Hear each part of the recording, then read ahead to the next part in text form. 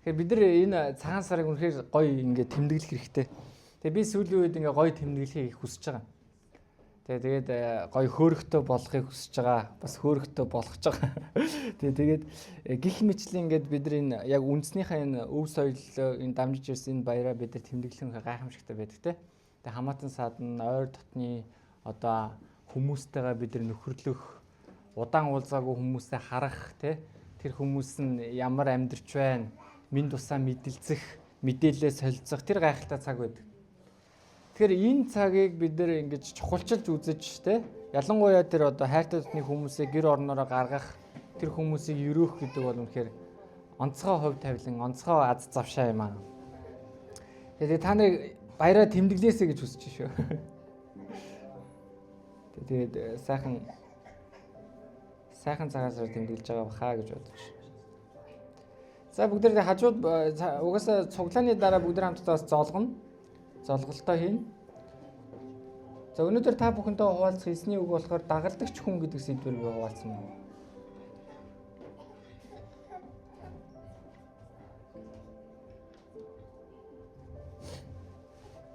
Иохан номын 8 дугаар бүлгийн 31-с 32 дугаар ишлэгийг гаргаж өгч гэж хүсэж байна. Тэгээ энэ дээр бас гарах байхаа гэж байна.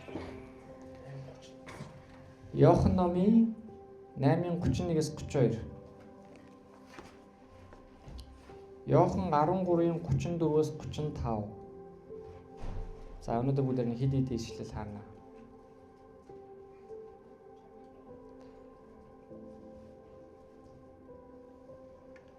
За тэгээ та нар маань сайн сууж ирсэн бахаа гэж итгэж байна. Тэгээ манай гэр бүл болон бас Бойка бид нэг баггүй хугацаанд Солонгос руу яваад ирлээ. Тэгээ бидний явсан зорилго маань болохоор бас тэр газар очиж сурсан байгаа. Удирдлага манлайлалын тал дээр суралцсан. Тэгээд эзний нэгүслэр амжилттай одоо сургуулаа төгсөөд ирсэн байна.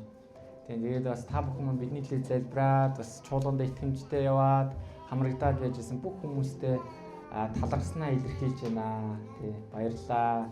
Эзэн та бүхний амьдралд гайхамшигтай ажлыг хийх болно. Тэгээд сая Солонгост очиод Монголд амьдарч байгаадаа их талархлаа. Тэгээд бид нар ингээд Монголд амьдарч байгаадаа жоохон тийм таагүй сэтгэл дундуур байдаг шүү дээ, тий. Бид нар ингээд гадагшаа явчмаар санагдаад байдаг, тий. Гадагшаа гарч амьдруул их гоё санагдаад байна. Ялангуяа залуучууд ер нь энэ Монголоо орхиод гадагшаа явъя гэж хүсэж байгаа. Гэхдээ бас гадаад ч бас хүсэх юм бас биш л юм байна гэж бодлоо. Тий. Яг хэд хэдэн удаа очиж ирсэн. Гэхдээ сая ялангуяа маш их одоо Монголд амьдарч байгаадаа талархсан байна. Яагаад гэсэн чинь манай хүүхэд өвдсөн. Тэгээд хүүхэд өвдөд бид эмнэлэг дээр очсон. Тэгээд эмнэлэг дээр очсон чинь ингээл нэг шинжилгээ өгөхөд ямар амар их мөнгө өгд юм бэ те. Тэгээд ингээл бид нар ер нь бол ингээд одоо Монголд бол бид нар чинь одоо хүлээ авах дээр явж чоод эмчээ загнадаг үстэй те. Хурдан үзсгээл те. Эмчээ барыг загнаал тэгээд шаардаал тэгээд гяс одоо эмчилгээгээ хийлгэж аваад ингээ гараал албатай эмч гараа явдаг те. Тэгээд бид нар бол Солонгост очиод ингээ шийсний шинжилгээ, цусны шинжилгээ ер нь бол Монголд ингээл дандаа л үнгүй авдаг штэ тий бид нэр мөнгө өгдөг штэ тэгэл ингээл хевлий явах ч юм ингээ зураг авахаас тий маш их мөнгө орж байгаа. Бид нар чинь бол Монголд ингээл очоод үнгүй хүүхдээ сайхан үзүүлээд эмчнэр үзээл зөвлөгөө өгөө. Энэ амар гайхамшигтай одоо талархмал зүйл юм л да тий.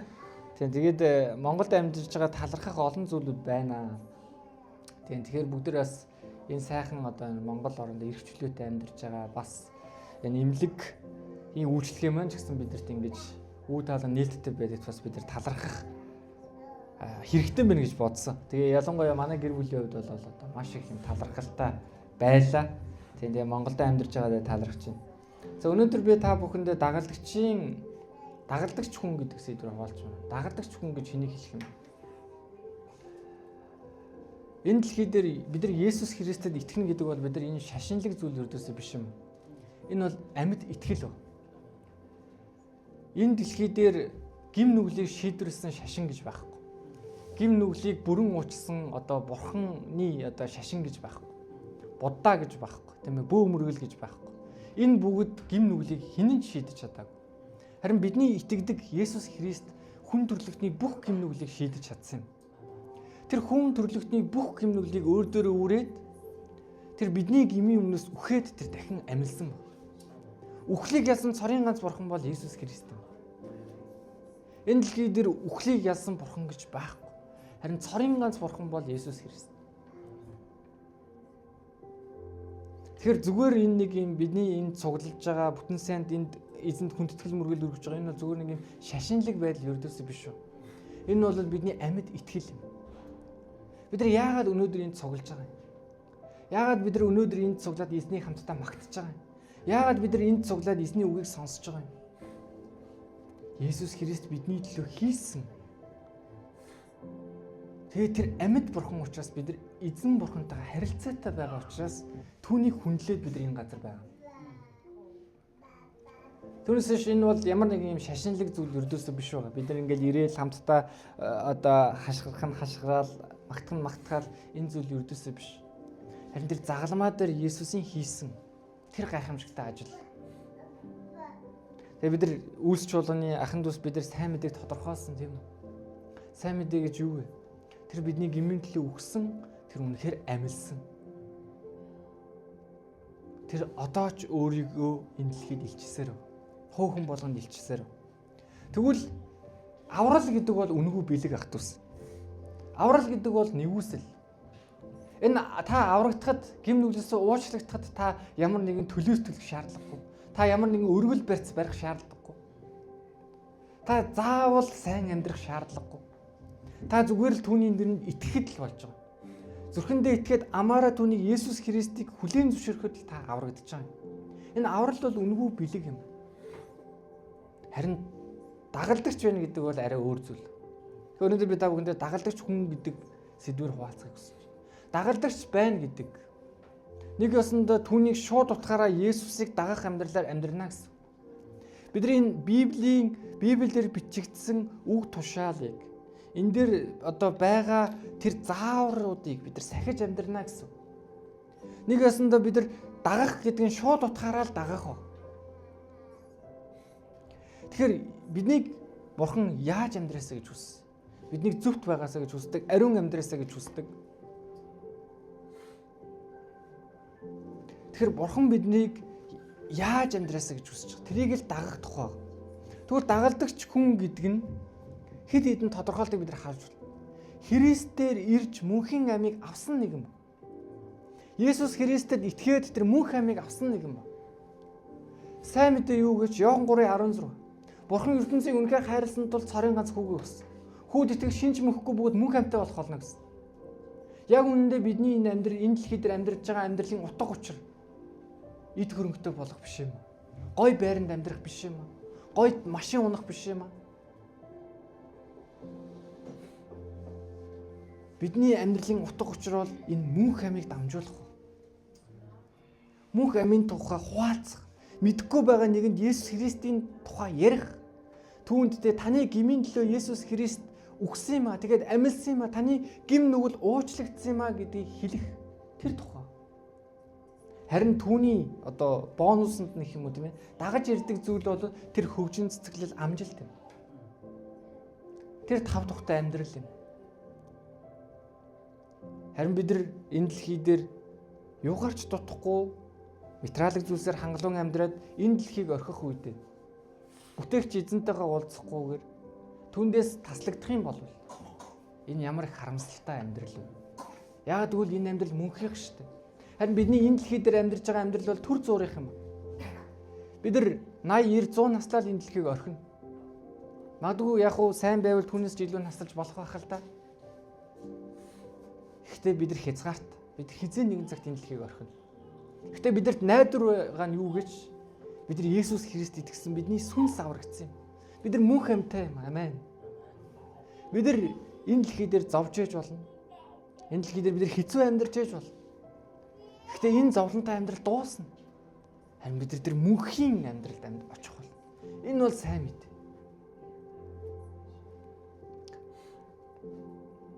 Хоёр дахь нь Есүс Христийг дагах амьдралд буцалтгүйгээр орсон нэгэн юм. Дагалдагч хүн гэж. Есүс Христийг дагах амьдралд эргэлзэж буцалтгүйгээр орсон нэг юм. Гуравт нь болохоор бусдыг дагалдагч болоход Христөө дагуулж сүнсээр өсгөхөд тусалдаг нэг юм. Дагалдагч хүн гэж. Тэгэхээр бид нар мэдлэгээр дагалдагч болдоггүй. Бид нар мэдлэгтэй байгаад дагалдагч болдоггүй. Харин бид нар Бурхантай харилцаатай байснаар бид нар дагалдагч болдог. Бид нар ийм шашинлаг биш. Бидний энэ итгэл бол амьд. Тийм учраас бид нар амьд бурхантай бид нар сүнсээр харилцах ёстой юм. Бид нар залбирлаар харилцах ёстой юм. Тэр бол сүнс гэсэн. Тийм учраас бид нар сүнслэг энэ магтаал хүндэтгэлийн залбирлаар бид нар бурхантай харилцдаг. Бурхан бидний залбирлыг сонсдог. Тэр бидний залбирал гуйлтанд хариулдаг. Тийм учраас бид нар түүнд залбирдаг.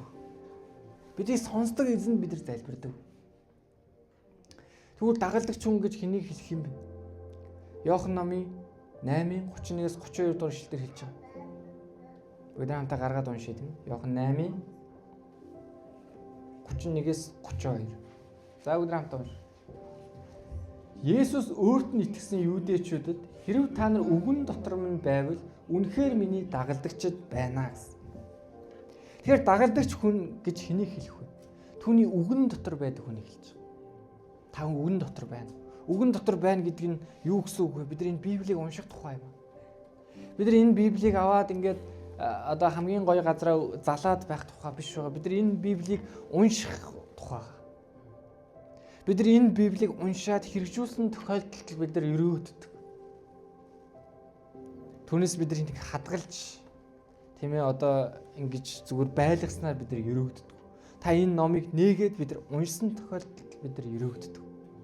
Тэгэхээр дагалдагч хүн гэдэг бол түүний үгэн дотор байдаг. Үгэн дотор өөрийгөө бүр оруулдаг. Үгэн дотор бүр өөрийгөө байлгадаг, өөрийгөө бүр авчирдаг тэр хүнийг дагалдагч хүн гэж. Тэгэхээр хоёрт нь дагалдагч хүн гэдэг хэнийг хэлэх вэ? Бусдыг хайрладаг нэгнийг хэлэх юм. Хайрладаг нэг. Иохан номын 13:34-с 35 дугаар ишлэл. Иохан номын 14:34-с 35.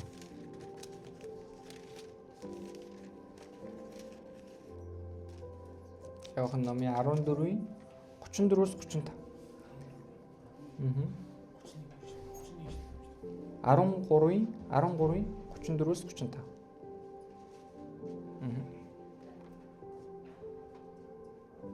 13:34-с 35. За би эндээс уншия. Би та нарт шин тушаал өгье. Би биенээ хайрлах тун. Би та нарыг яаж хайрсны адил та нар мөн би биенээ хайрлах тун. Би биедээ хайртай байваас үүгээр чинь та нарыг миний шав гэдгийг мэдэх болно гэсэн. Тэгэхээр бидрийг би бинийгээ хайрлаж байгаагаар, би бинийгээ хүлээн авч байгаагаар түүний шав гэдгийг мэдэх болно гэсэн.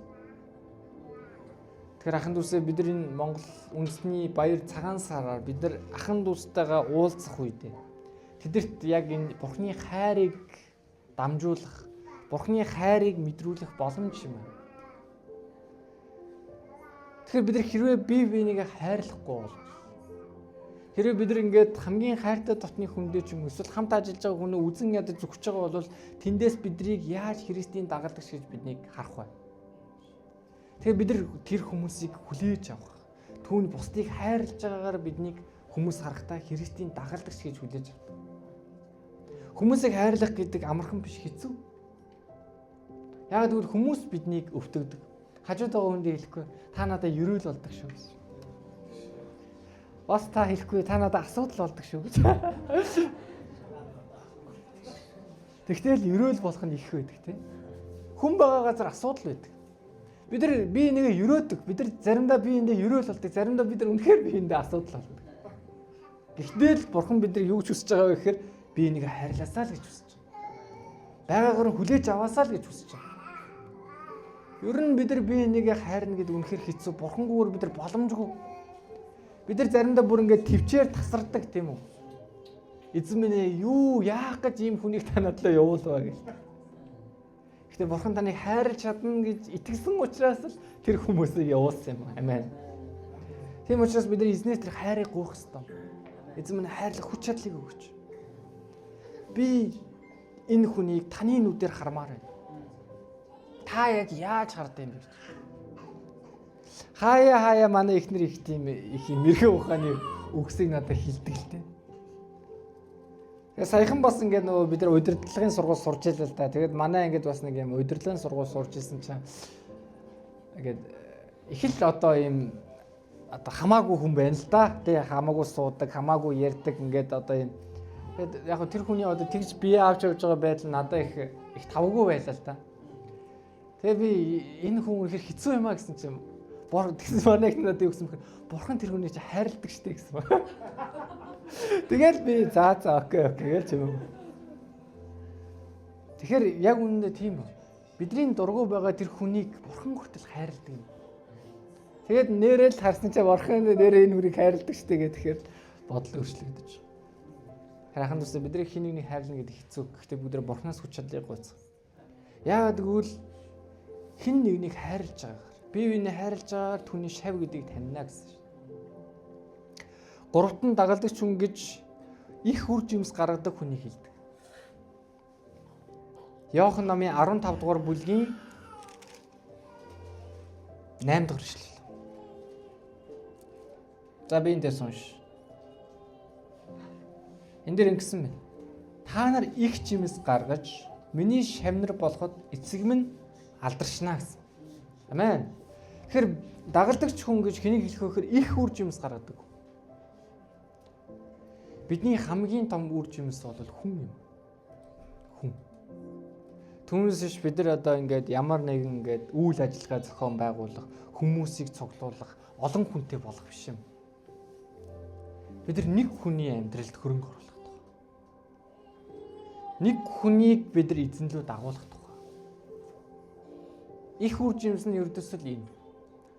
Олон жилийн өмнөөс эзэн надад үнийг заасан ба. Заримдаа хүнийг хайрлна гэдэг хэцүү. Бид нар хүмүүсийг дагалдагчаар ингээд дагуулад Иесус рүү эргүүлээд түүнийг ингээд дагалдагч болгоод бэлтгэн гэдэг хэцүү. Овоо ингээд эзнийг дагаал явж байгаа л тэгэл буцаал ингээд дэлхийлэг амьдрал руугаа ороод ингээд явчихдаг. Дахиад бид нар тэр хүнийг хайрлах сонголтыг хийдэг. Дахиад бид нар тэр хүнийг дагалдуулах сонголтыг хийдэг. Дахиад бид нар тэр хүнийг эзэн рүү авчрах сонголтыг хийдэг. Яг үүндээ бид нар сүм чуулганаас хүмүүсийг хөөх ямар ч боломж байхгүй. Библи ч үнийг хэлээгүй. Харин түүний авралыг шалгаал гэсэн. Хэрвээ тэр хүн чинь бүр болохгүй байгаа бол тэг ганцаараа очиод хэл, тэгээ найзтайгаа очиод хэл, ахлагчтайгаа очиод хэл. Тэгээ болохгүй бол тэр хүний харин үндэстэн мэд тооцоол гэсэн. Харин үндэстэн мэд тооцно гэдэг нь хөөх тухай биш байгаа. За та ястэ бүтэхгүй мэн архи уугаалах юм бэ? Худлаа яриалах юм байна. Одоо та манаас хүмүүс яв гэх тухай биш юм. Харин үндэстэн мэд тооц гэдэг нь дахиад сайн мэдээгээ яриа л гэж. Тэгэхээр дахиад очиж сайн мэдээгээ ярина л гэсэн. Та Есүс бол таны төлөө ирсэн юм а. Таны төлөө загалмай дээр сувлагдаад нас урсан юм а. Таны гим нүгэл уучлагдсан юм а. Та хүнд итгэж гэнэ үү гэл. Энэ бол үнэхээр одоо хэцүү ажил. Гэхдээ Бурхан биднийг их үр жимс гаргаасаа гэж хүсэж байна. Надтай хамт 3 жил үйлчилсэн нэг одоо дагалдуулж исэн залуу маань байсан. Тэгээ тэр залуу маань ингээд тамхи татаад болдгоо. Тэгэхээр би 2-3 удаа уулзлаа, хэллээ. Яагаад чи тамхи татаад байна гэж асуусан. Тэгээ би сүүлдээ тэр хүн үйлчилжсэн учраас үйлчлээс нь би чөлөөлсөн. Тэгээ би асуусан чи яг Есүс Христэд итгэж гин үү гэсэн. Тэгсэн чи тэр хүн маань юу гэсэн бэхээр би Есүс Христэд итгэхгүй байна гэсэн. Тэгээ чи 3 жил надтай хамт юу хийсэн бэ гэсэн. Тэгсэн чи гоё байсан юм а гэсэн. Юу нь гоё байсан бэ гэсэн гадаад явах нь гоё байсан юм а. Хамт ингээ хүмүүстэй ярилцаал хүмүүсийн өмнө гарах нь гоё байсан юм а. Ахын дүүсээ та гоё байгаа учраас Иесусыг дагж байгаа юм биш үү? Тэгэхээр би тэр хүнд хэлсэн. Бид нар гоё байх гэж ингэж амьдрах юм. Бид нар Иесусыг дагах үед бидний амьдрал өөрчлөгдөх ёстой. Тэгэхээр бидний их үр жимс гэдэг хүн байдаг.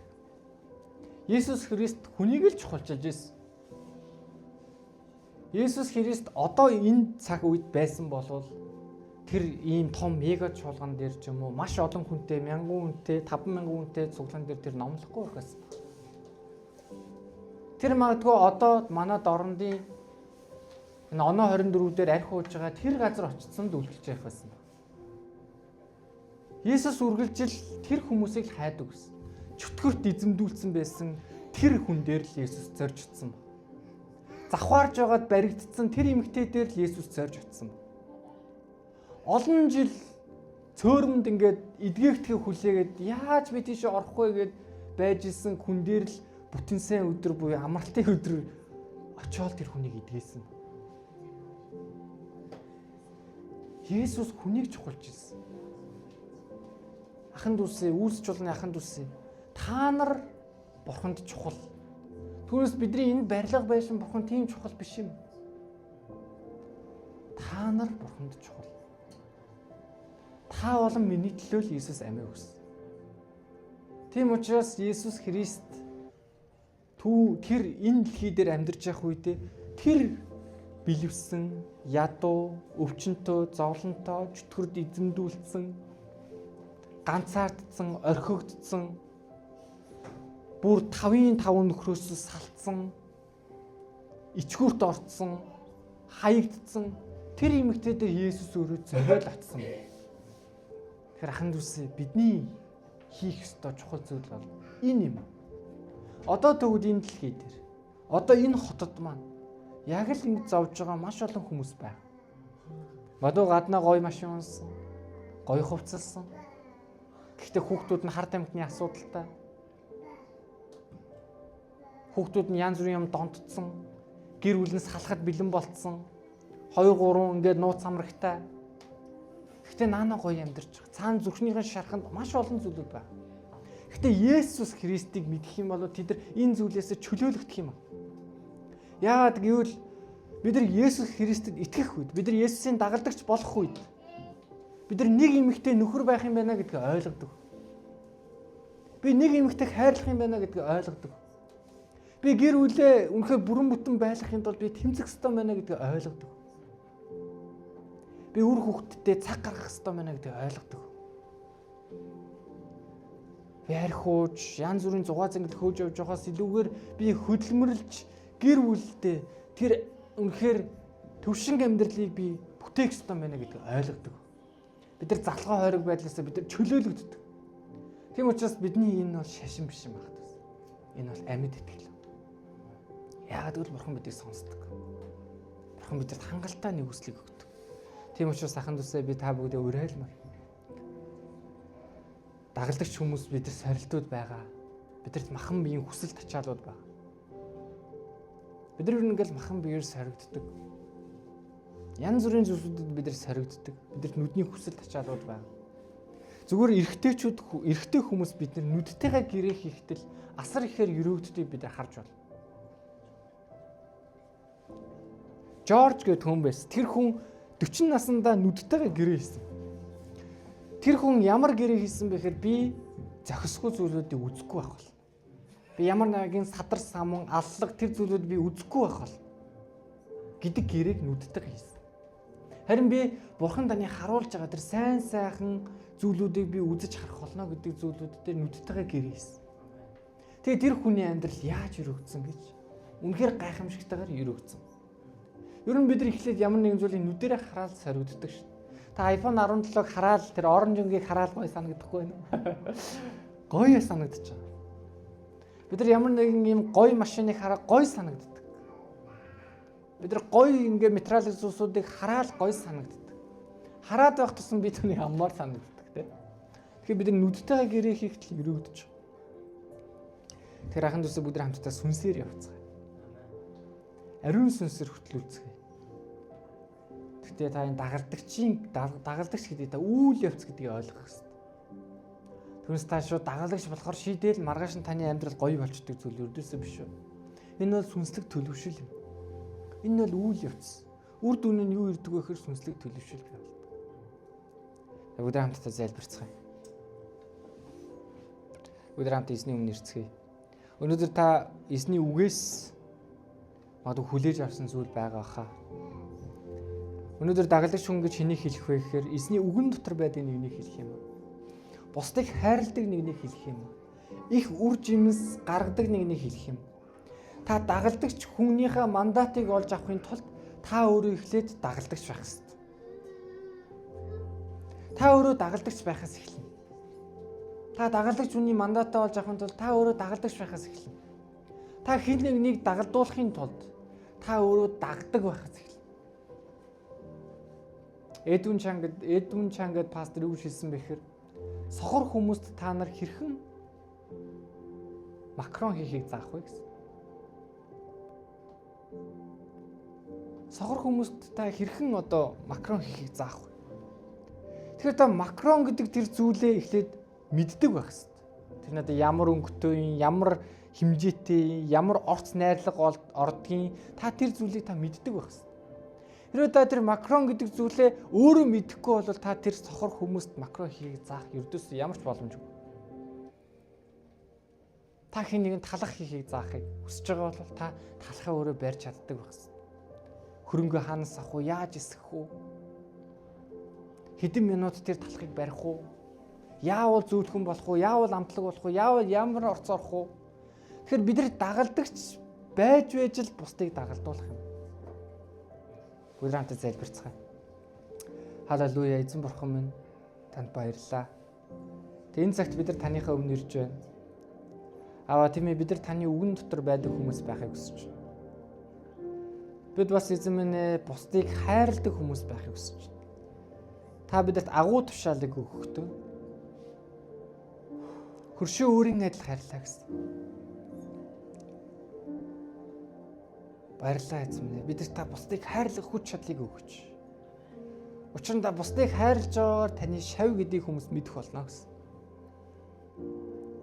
Тэгэхээр эзэн минь бид эргэн тойронд байгаа. Бас хүмүүсийг бид энэ хайрын нүдээр харахад та туслаач. Таны мэдэхгүй байгаа, тэр хүлээсэнд байгаа, зовлон дотор байгаа, тэр зүрх сэтгэлдээ шаналж байгаа. Магадгүй эзэн минь маш бодтой тэр өвчин эмгэг дотор байгаа, гачигдал дутагдал дотор байгаа. Сэтгэл санааны янз бүрийн эзэн асуудал дотор байгаа хүмүүст бид нар хурж үйлчлэхийг хүсэж байна.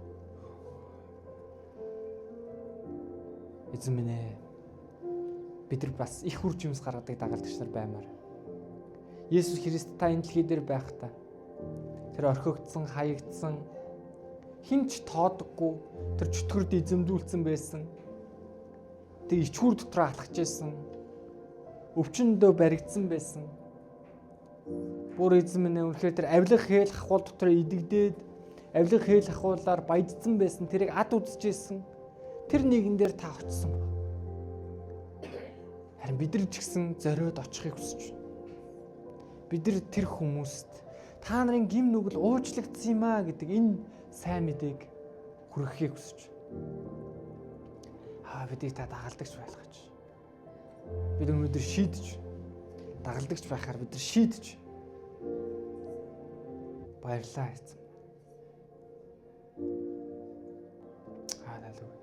Халелуя. Халелуя.